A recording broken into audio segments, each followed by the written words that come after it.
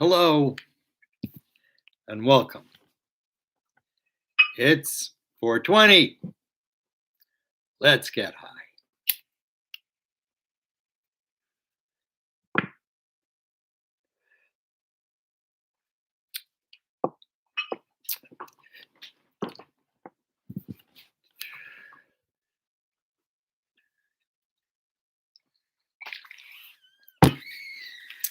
Recently, I fell into the trap of trying to prepare a subject, which is not really what I want to be doing.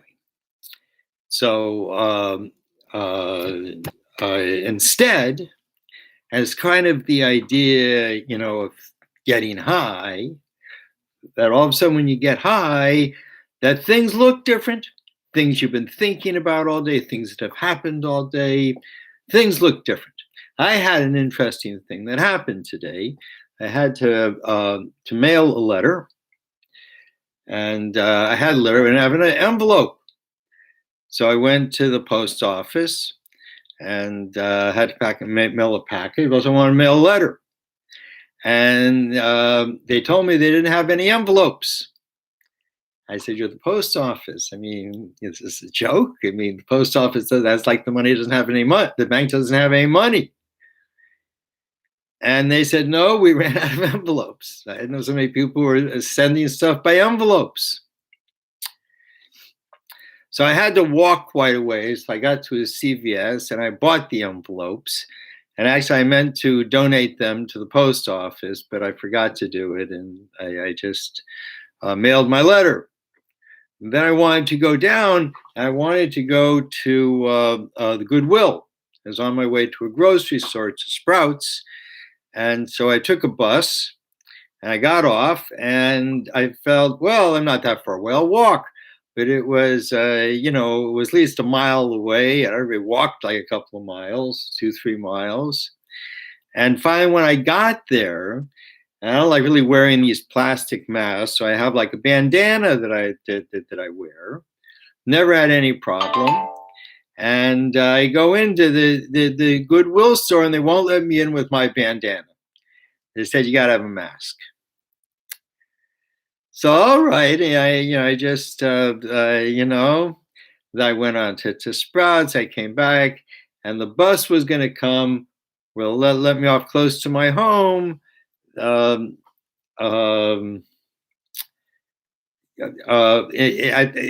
the same amount of time it would take me to walk there, but I walked half the way. I got so tired. I just I should, but I'm not going to. So I just took the bus. And right on the corner where I get off, there's a liquor store, and I went and got a bottle of beer. I'm not a big drinker, but Passover is coming up this week, and you can't have beer, can't have anything that has leaven in it, and beer is one of those things. And so I thought I should just have a beer before Passover, so then it won't be Passover, and I'll say, "I wish I had a beer." Anyways. So, and the whole day was a little funny, and all right, what can we do but laugh?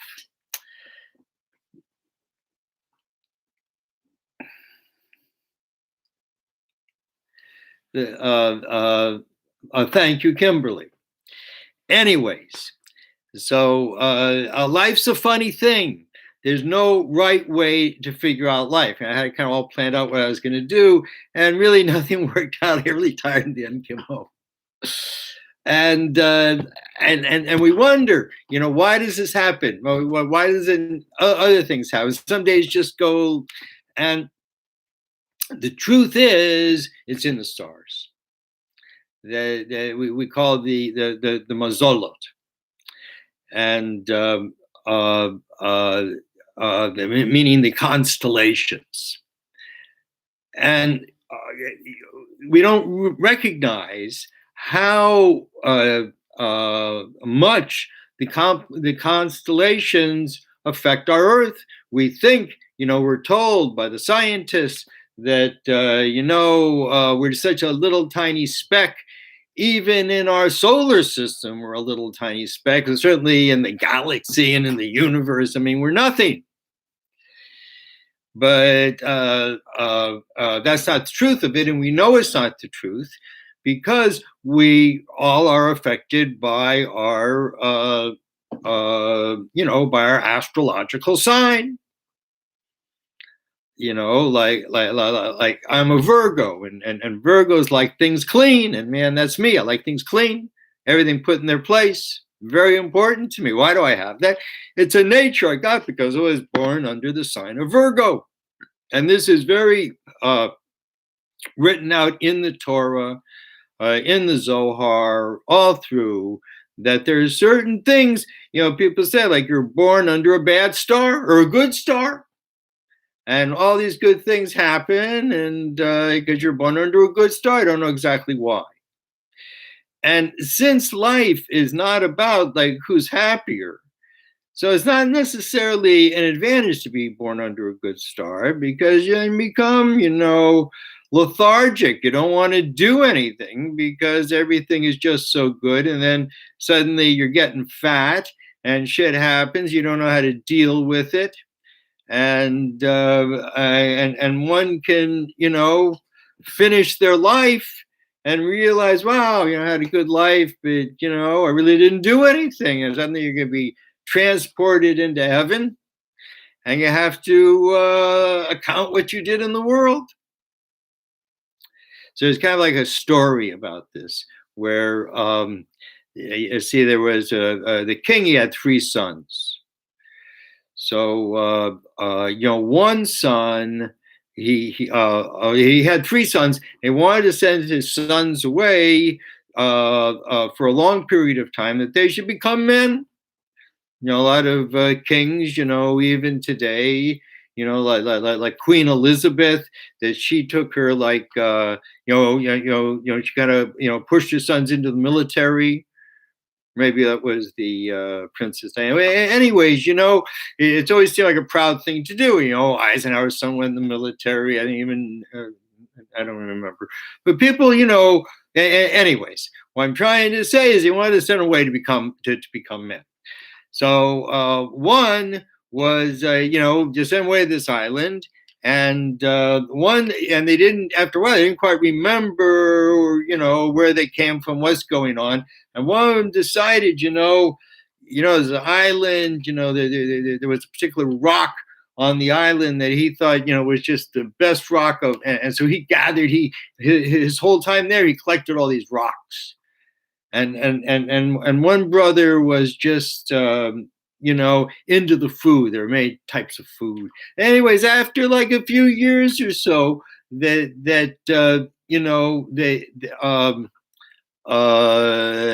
king sent a ship, ship to come get them. And one son, he was so fat he could hardly fit on the ship, and the other one, like, he couldn't go unless he brought all his stones with him, but the third son, he didn't really have much of anything, and he just went back. And so the first son was so fat, no one could believe he was really the son of the king, so they just trampled over him. Because obviously he hadn't taken care of himself. He was a slovenly about anything against fat people. It's, it's a metaphor, anyways. So, and then the other son with all the stones, the father had such pity on him. This man spent his whole life, and what he had was worthless. Maybe on the island meant something, but it didn't mean anything. And he spent his whole life at this. And the third son, he didn't have anything. The king asked him, "No, what was it like? What did you do?" And the king and the son said, "I didn't know why I was there. And I tried to find out the truth. And I learned many things. And I met many people. And to this, the king was very happy about it. And because that's what makes a person really too mature. If you have like a box around you, whether it's a theosophical box, or whether it's a some sort of social box, or whatever it is that people box themselves into. See, one of the things I was thinking about this today that's like so bad about our society, I believe, by the economics of our society. And you see these guys talking about, no, I heard today watching the News Hour, like PBS, the News Hour. And one guy was saying, man, why should these people work when they can just stay home and, get money from the government? And there's a very simple answer to this, that this is America, free America, and we should be free to do the kind of work that we love. And they want to make it that you got to do their work in their way or you don't eat. And we need to sort of balance the sides by allowing people to say, well, I don't want to do that kind of work. Go get someone who likes that kind of work. I don't like it. Go get somebody else, And then if they have to do that, they're going to have to find someone who really likes that work. And for any work, I mean, there are people who love it. There are people who love to pick up the garbage, and there are people who love to do all sorts of things, and people would do these works. And certainly for those things that are like essential workers, society should, no matter, to what degree they're doing, society should make sure these people have a good, normal, steady life. That should be assured to them. They shouldn't have to worry looking there, that this is what society owes these people, because they're giving us the security and stability around us so we could be free. We don't necessarily have to get up at a certain time and be there and punch a certain clock. Because in truth, America, we don't really need to manufacture anything. I mean, it's really kind of stupid. I mean, except maybe things that are like special, that are, American, and we want to manufacture them in America, but not to try to compete with China or India. I mean, that's just ridiculous, man. And we should be, this is our country, is a country of innovations, and you can't innovate if everyone's like pushed into a particular box. So, and it's interesting because God, and it makes this very clear throughout, that God likes new. God's not interested in the same old, same old. I mean, God's seen it before, someone else genuflects like that before you. I don't need it. And everyone thinks that because you do what someone else did, that God found very pleasing, that necessarily it's going to work for you. It's interesting. It says in the Talmud that two things should always be new, and they're sex and prayer. When you have sex and when you pray, it should always be a new experience, because if it's not, you're not doing it right. And it's like, we were talking about the stars. I wanted to mention how it says that a blade of grass doesn't grow unless a starlight touches it and says grow. So certainly it's not like some starlight had to come from 13 billion years ago and hit this blade of grass and that's it. I mean, that's kind of ridiculous. But rather that these star beams, they are hitched, they are tethered to our earth. And when we turn, we spiral through the universe. And these tendrils of all these myriad of stars, they all spin with us.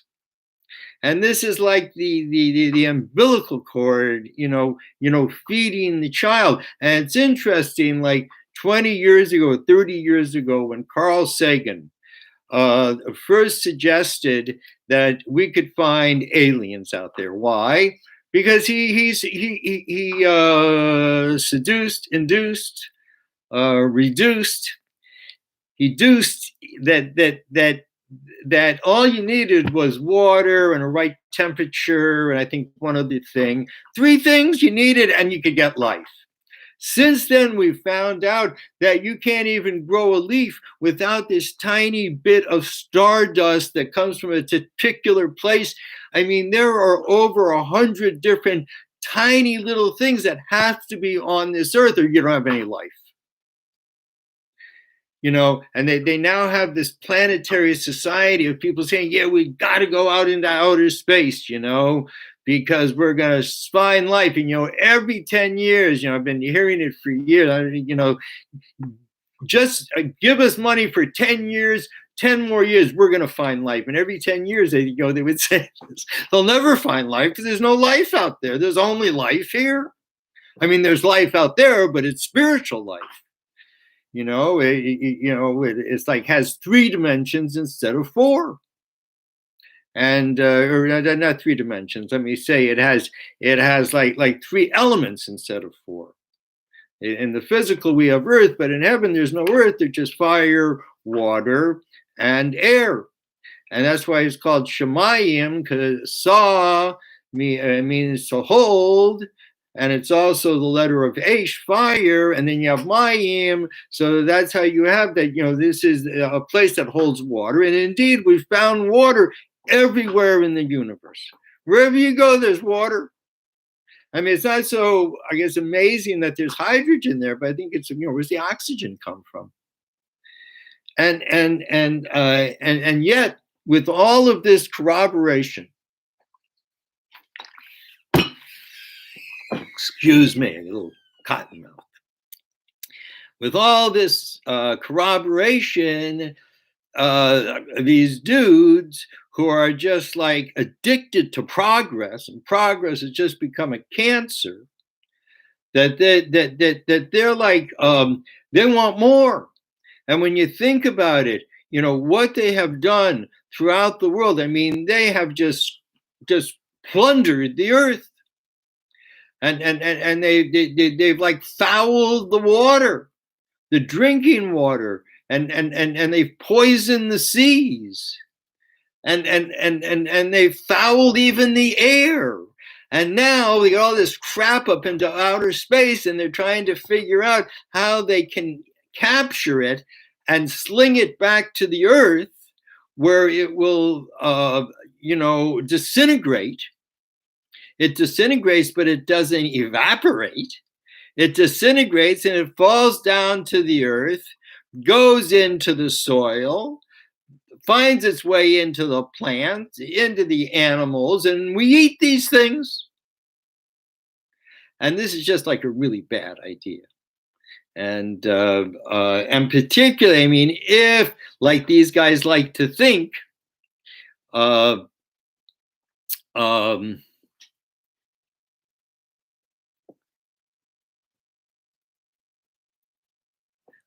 right.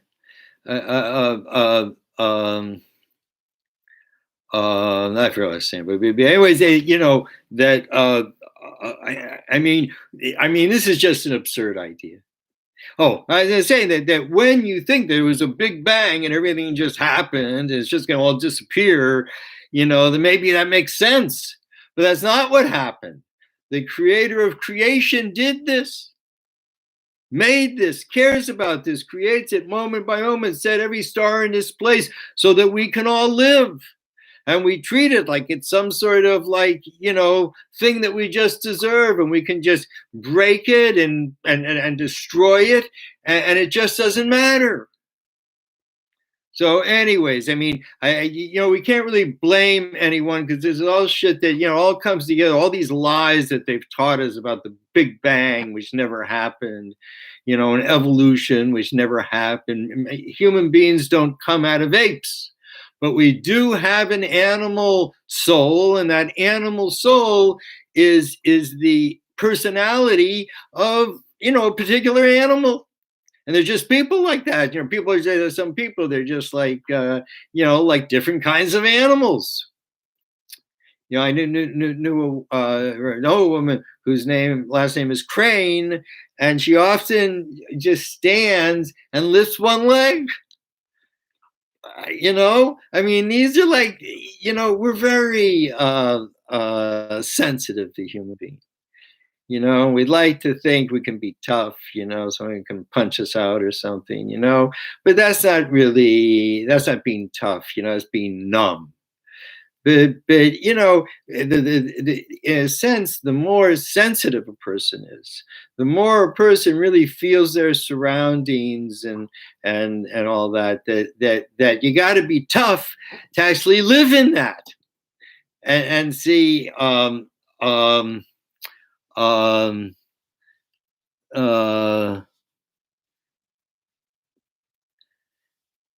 I don't understand.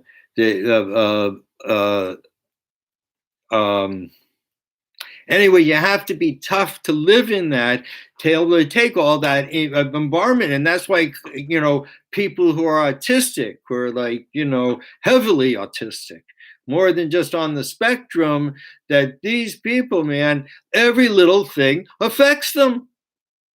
And when a person has gone through a lot of trauma, there's certain like buttons you press it, and it's just like,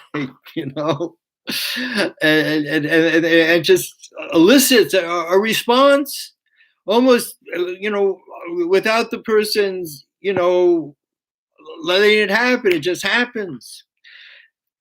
And if we were really sensitive to all the things going on around us, we would all be walking around like, like we're all on acid. And in a sense, that's one of the things that LSD did, was it opened up those sensitivities, and we could feel what was really happening, and we could see what was really happening. We went, no, I don't want to go to work for you. No, I don't want you to box me in. I don't want you to force me to do this, and just so I can have some place to live. I'd rather live out on the street. I'd rather go hitchhiking. I'd rather do anything, because I need to be free, because you can't think inside that box. And it's very bad for humanity. And as a result, we're poisoning ourselves, and actually we're going impotent. That the sperm count now is going so low that the world is actually going impotent. And part of it is certainly from all this crap we're ingesting. And it's time that we, the time has definitely come that we have to rescue the earth. And particularly at this time, because we're coming close to the 1,000 years of woman and the 1,000 years of peace. And it's happening in 220 years. And we got to fix up the house, man. It's sort of like, this is like the marriage. And we've just wasted the house. And we got to clean it up. And we have to make it beautiful, because the bride is coming to live for 1,000 years. And we should make our world work, and we should use the places where there's large populations, like China and India. And I love China. I think China is just amazing, because I remember in my lifetime in the early 50s, China wasn't even on the map. People were so poor, and there was so much turmoil in China that they weren't even on the map. They were just like, not worth it. And now they support 1.5 billion people. That's a lot of people. And they have their problems. We all got our problems. Every country has their problems. But that's a lot of people to be supporting. And they may not have democracy there, but I think they have they got their pulse on the people. They're not going to be able to control 1.5 billion people. And they have a very good balance. In order to have that balance, they don't need democracy. Democracy doesn't work in China. And but the Chinese people are beautiful people. I mean, they're an ancient people with a history that's just amazing, and the kind of artifacts there and the abilities that they have. Every part of the world is beautiful. All peoples, God loves. There's no people that God doesn't love. I read tarot cards. And, because the tarot, backwards is Torah, and it's a way to get a message from the soul. And, the only reason I can read them is because, they never come up blank. Everyone has a story. Every story has a meaning. Every life is important. All right. I'm going to stop ranting and raving for a minute here. I wanted to answer Zachary, who said, thank you for sharing your knowledge with us. Pleasure, honor. Could you please tell us how to properly pronounce these terms? Okay, it says Jechadiah. I don't know that one. I'm not the greatest at pronunciation, but I have no idea what that's supposed to be. Now, there is a name. Let's see. No, I don't know. I can't remember. The next one, Chaya. Chaya is often a name of a woman, or given as an extra name for a woman because it means life. And sometimes when people are having a difficulty in life, particularly illness, that they'll add a name to them in Chaya because it means like giver of life. That was the original woman's name, Chaya.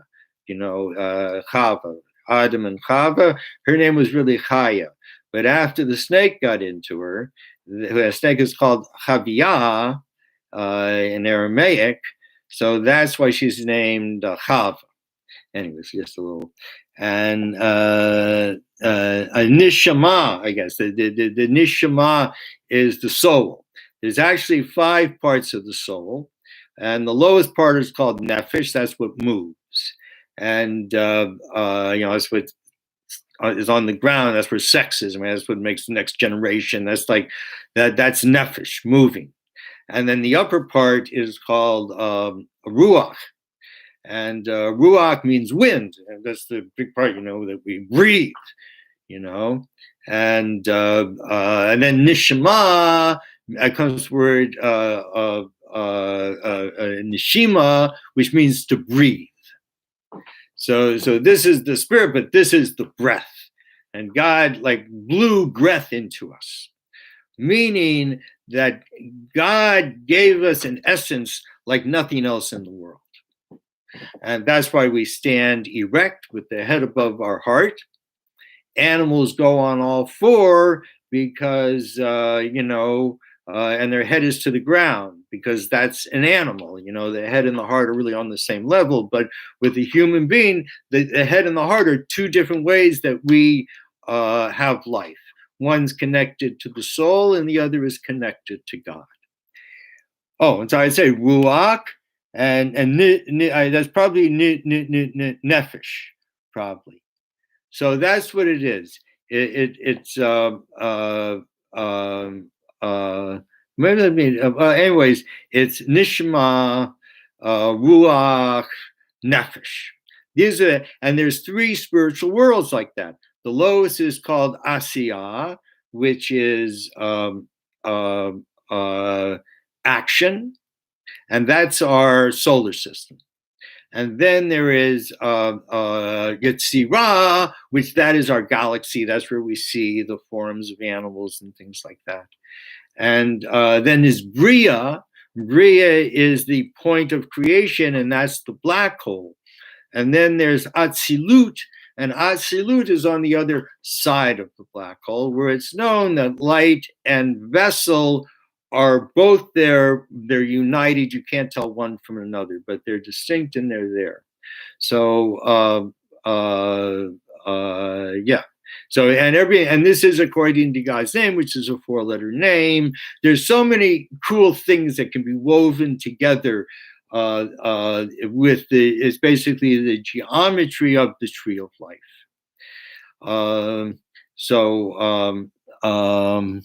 Yes, nefesh.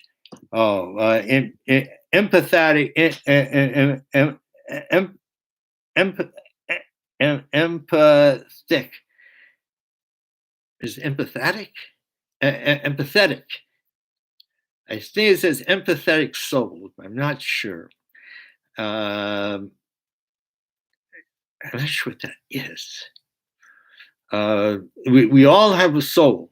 So that's the other thing. Let me say that we all have a soul. But I always ask people, not always, generally I ask people before I read them, I always tell them, read their cards. I tell them that, this is a message from your soul. And they're like, that sounds good. So I ask them, where your soul is? Most people, I don't know, here, there, And as I explain, that the soul, everyone's soul, is carved out of a star, connects to us through a line of light. And even though we are so far away and everything is seemingly so minute, but the star cannot actually, the soul cannot actually get closer to God without the help of the body. And that's why the soul is very invested in what we do and would want to give us a a message that could help us. And, it's not really to tell you what's going to happen. The soul can't do that, wouldn't do that. But it can show you your path. You can show you your obstacles, things that you have to overcome, maybe things that you got into a rut, man. It's time to move on.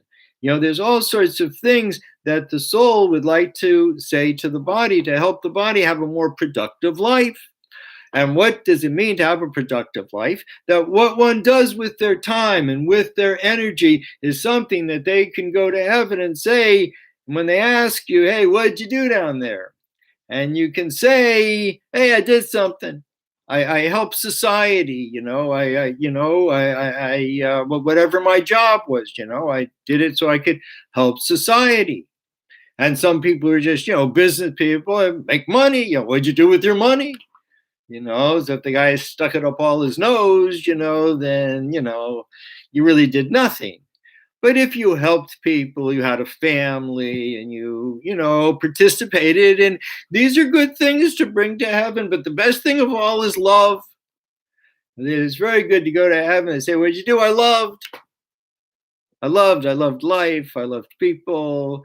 And that's a good thing to say. It's a good thing to do. All right. Anyways, thank you for tuning in. Please go to my site, dovidhouse.com, where you can purchase my latest book, Sex, A Metaphor to History, Trump 777 and the 1,000 Years of Woman. This is truly just a mind-blowing book. I mean, it's unique. There is nothing like it out there. I'm very proud of this book. And I've only sold a few copies, but we're going to sell more. And people go and read it and review it. It's very good for the book. Let me see. There's something. Oh, okay. All right. Yes. All right. So there are 5 parts to the soul that starting from the bottom: nefesh, ruach, neshama. Corresponds to like the hips and the legs and the sex, the upper body, the head. And then there's 2 more, which are called keter, things that surround us, which are called chaya and yechida. Oh, that's what you're not. Now I get it. Chaya and yechida.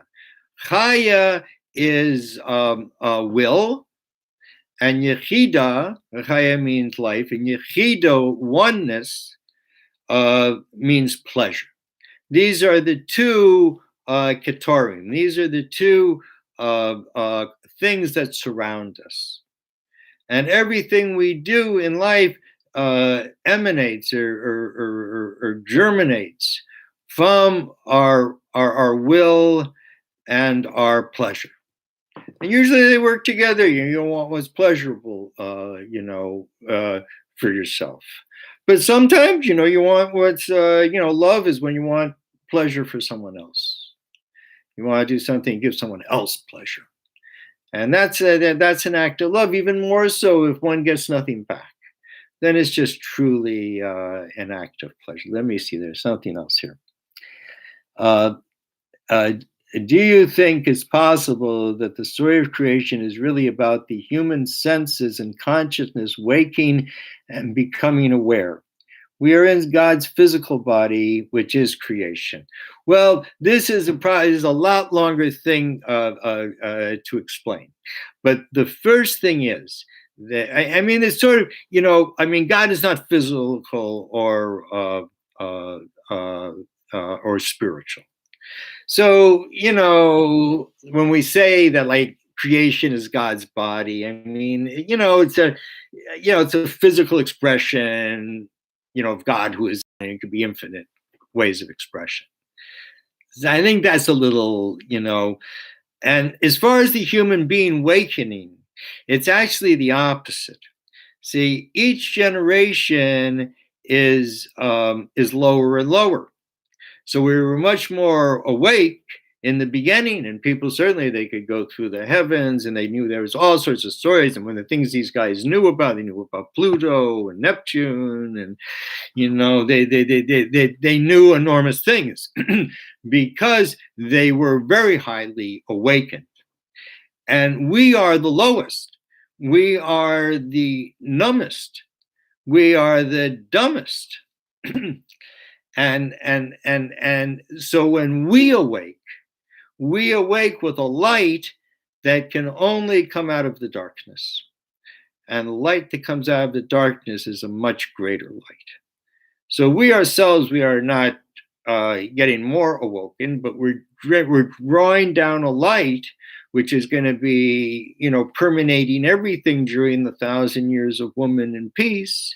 And we're drawing that down now by our actions and by our acknowledgement and awareness that this is God's world and shit's happening now. And we need to acknowledge that. We need to fix the earth. We need to care for our children. We need to stop teaching them this kind of bullshit of Big Bang nihilism, and we need to put money in its place, man. We need to stop evicting people. Everyone needs to be in a house to live, and then money will not have so much value.